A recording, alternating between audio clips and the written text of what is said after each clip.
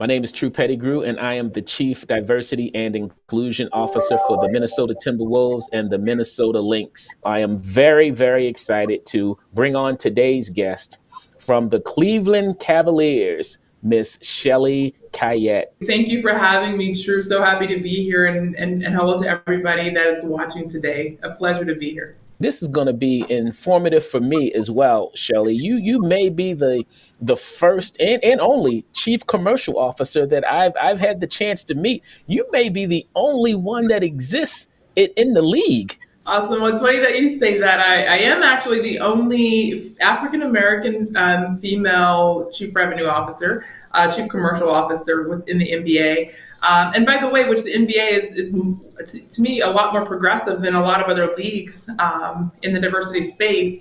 And so the role, you hear it, it's interchangeable. You hear chief revenue officer, you hear chief commercial officer. A lot of titles sometimes get changed depending on the company.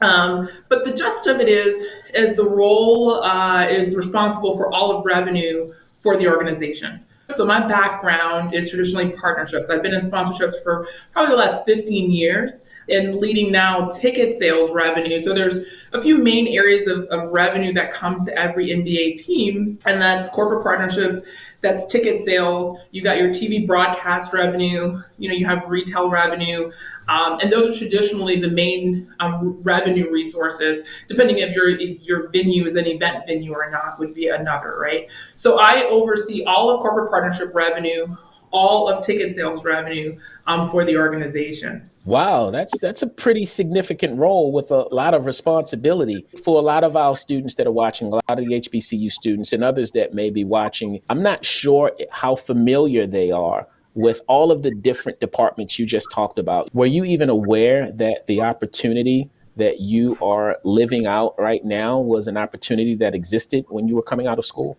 Absolutely not. So don't be worried if you have not heard about it. When I started back in 2017, I didn't know anything, True. I was in the casino industry. So I worked for Caesars Entertainment in casino business and advertising and marketing. Our organization at that time was restructuring and they were moving me to Tunica, Mississippi. And I'm from a very small town of St. James, Louisiana. So I was ready for a little bit bigger city. So I said, I didn't want to move with the restructure. And my boss said, hey, you should go check out this career fair for the New Orleans Hornets. And I went to the career fair.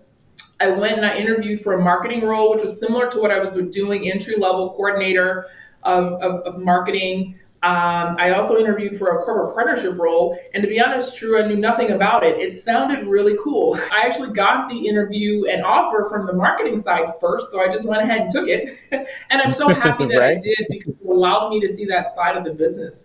The importance of a mentor, cannot emphasize that enough. Mentorship, identify someone who can provide you with that guidance and that direction to help you navigate these waters, because none of us are able to do this alone, and none of us are expected to do this alone. We all need guidance and direction. I even read a study that suggests that the two things that are most closely connected to long-term success in the workplace are internships and mentorships. And with this fellowship, we're offering one of those, right? An internship and this fellowship to give you the opportunity to get some experience and expertise. So please apply for this fellowship. The closing date for this is February 20th. Now, for someone that is listening to this and they're super impressed like I am with your achievements and your accomplishments, how do they go about becoming a chief commercial officer? I didn't know what the role didn't exist when I was coming up. So I didn't know, but now there's a much clearer path. First of all, there's lots of programs that are sports focused if you want to be in sports. I'd say, so I went in business. So my major was business management and marketing. I had absolutely no idea what I wanted to do. So I figured I'd get some type of general understanding, and marketing obviously is a very popular curriculum that people go in.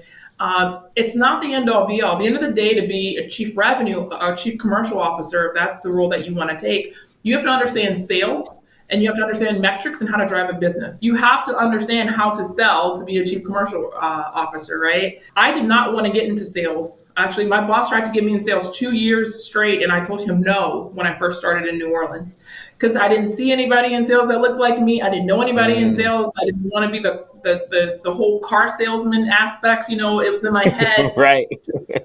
Just crazy stuff in your head, right?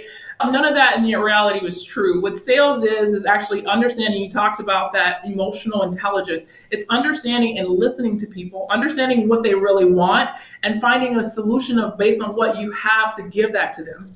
If you can do that consistently, you will be successful in sales and you will continue to grow and then determine if you want to be in leadership, which would lead to leadership roles, right? A director, a senior director, a vice president, where now you're running the business.